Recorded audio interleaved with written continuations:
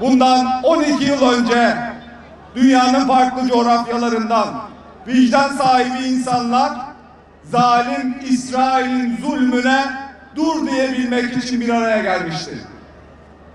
Bundan 12 yıl önce Gazze'de uygulanan o ambargoyu belki küçük bir delik açmak ve insani yardım ulaştırmak için bir araya gelen onlarca kişi İsrail'in saldırısına maruz kaldı.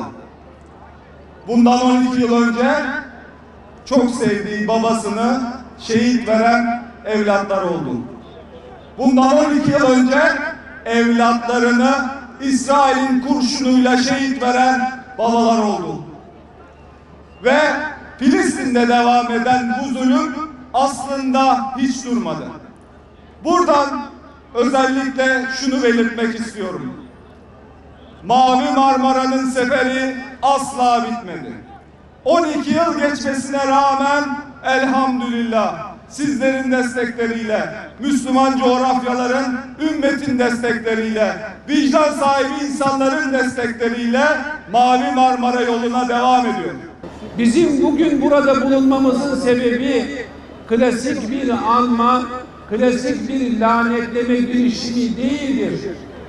Günlerden herhangi bir gün anması değildir. Burada maksadımız çok açık bir biçimde İsrail'in bu bölgeye, bu coğrafyaya ait bir devlet, bir toplum olmadığını haykırmak, İsrail'in gayrimeşru bir işgal rejimi olduğunun altını bir kez daha ve kalın bir çizgiyle çizmektir. İsrail normal bir devlet, meşru bir rejim değildir. Bu sebeple son dönemde hareketlenen Türkiye-İsrail ilişkilerine dair muhakkak söylenmesi gereken bir söz var. Ben o sözü, sizin bildiğiniz, defalarca söylediğiniz o sözü bir kez de Türkiye kamuoyu ve hükümet, Sayın Dışişleri Bakanı Mevlüt Çavuşoğlu hasreten duysun diye bir kez de sizlerin huzurunda ifade etmek istiyorum. Sayın Çavuşoğlu, İsrail devleti normal bir devlet değil ki Türkiye onunla ilişkilerini normalleştirsin. Bakın siz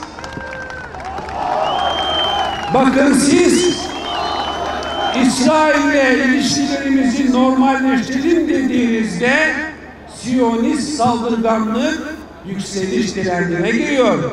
Siz İsrail'le karşılıklı olarak büyük elçilerimizi atayacağız dediğinizde Siyonist katiller Mescid-i Aksa'ya daha pervasızca tecavüz etmek için caddelere dökülüyor.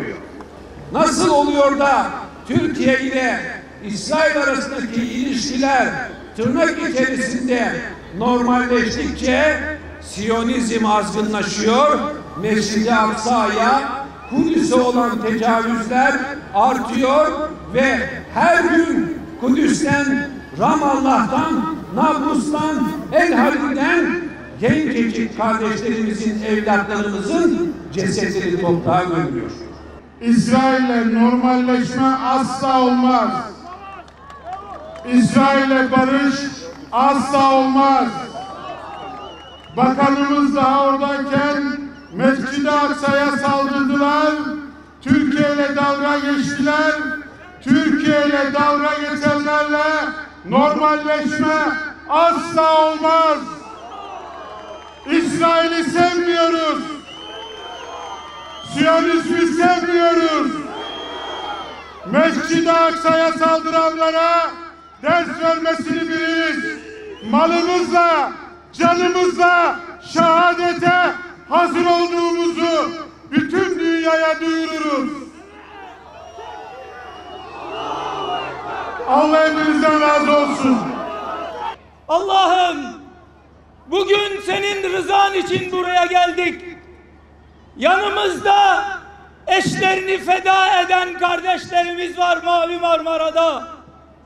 Babalarını feda eden evlatlar var. Evlatlarını feda eden anneler, babalar var. Allah'ım, biz Kudüs'e yürümek istiyoruz. Biz Kudüs'e varmak istiyoruz. Sen yollarımızı aç Allah'ım. Biz karadan yürüyeceğiz. Biz denizden gideceğiz. Biz can vereceğiz. Bugün buraya kırmızı kart göstermeye değil, kırmızı kanlarımızı feda etmeye geldik. Lillahi Teala'l-Fatiha. İsrail'in zulmüne, İsrail'in zalimliğine kırmızı kart gösteriyoruz. Tekbir! Tekbir! Tekbir! Necdet Yıldırım! Burada! Uğur Süleyman Söylemez!